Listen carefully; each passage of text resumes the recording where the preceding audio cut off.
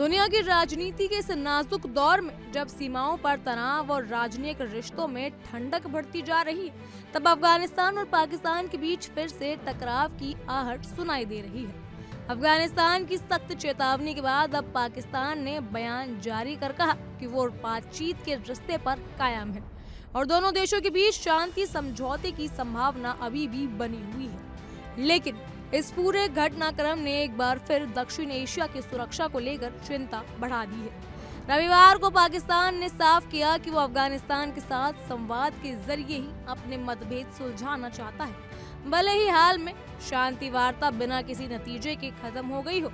पाकिस्तान के विदेश मंत्रालय की ओर से जारी बयान में कहा गया कि तीसरे दौरे की बातचीत शुक्रवार को समाप्त हो चुकी है, लेकिन पाकिस्तान अब भी इस बात पर अड़िग है कि दोनों देशों के बीच सभी मतभेदों का समाधान बातचीत के जरिए ही निकाला जाना चाहिए। मंत्रालय ने कहा कि पाकिस्तान की सबसे बड़ी चिंता आतंकवाद है, जी हाँ, जो अफगानिस्तान की धरती से फैल रहा है और इस मुद्दे का समाधान सबसे पहले होना जरूरी है। इसी बीच तुर्की की ओर से एक अहम पहल की जा रही है।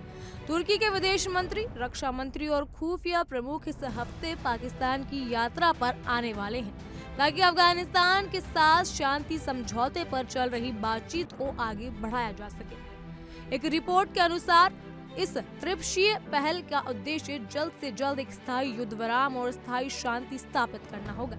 तुर्की के राष्ट्रपति ने अजरबैजान की राजधानी बाकू से लौटते वक्त कहा कि उनका यह प्रयास दोनों देशों के बीच स्थायी समाधान के भरोसे की बहाली के लिए होगा। लेकिन दूसरी तरफ काबुल से भी एक सख्त संदेश आया है। जी हाँ, अफगानिस्तान की तालिबान सरकार ने चेतावनी दी है कि अगर पाकिस्तान के साथ युद्ध की स्थिति बनती है तो अफगानिस्तान अपने बचाव का अधिकार रखता है। तालिबान सरकार के प्रवक्ता ज़बीहुल्लाह मुजाहिद ने कहा कि अफगानिस्तान क्षेत्र में अस्थिरता नहीं चाहता और युद्ध उसका पहला विकल्प नहीं है, लेकिन अगर हालात बिगड़ते हैं तो दोनों देश अपनी रक्षा करने जरूर उतरेंगे। मुजाहिद ने कहा कि अफगानिस्तान किसी को भी अपनी जमीन किसी और देश के खिलाफ इस्तेमाल करने की अनुमति नहीं देगा और न ही अपनी संप्रभुता या सुरक्षा के साथ समझौता करेगा। तालिबान ने पाकिस्तान पर आरोप लगाया कि तुर्की और कतर की मध्यस्थता में हुई बातचीत असफल होने की जिम्मेदारी पाकिस्तान की अवेकी और असहयोगी नीति पर है।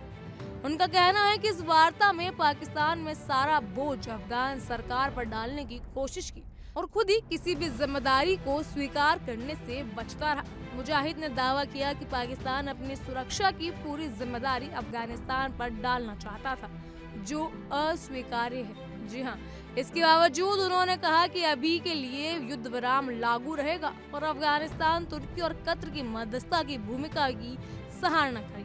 वहीं पाकिस्तान की ओर से भी बयानबाजी तेज है। पाकिस्तानी रक्षा मंत्री ख्वाजा आसिफ ने एक इंटरव्यू में कहा कि जैसा कि हम बात कर रहे हैं, वार्ता खत्म हो चुकी है। हालांकि उन्होंने ये भी जोड़ा कि युद्ध विराम तब तक लागू रहेगा जब तक अफगानिस्तान उसकी शर्तों का उल्लंघन नहीं करता।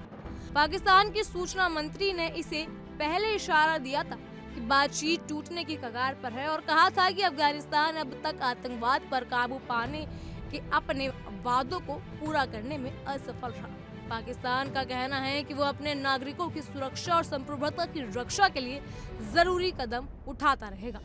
बहरहाल इन सब पर आपकी क्या राय है, हमें कमेंट सेक्शन में जरूर बताइएगा। फिलहाल के लिए इतना ही। तमाम खबरों के लिए फॉलो कीजिए इंडिया डेली को।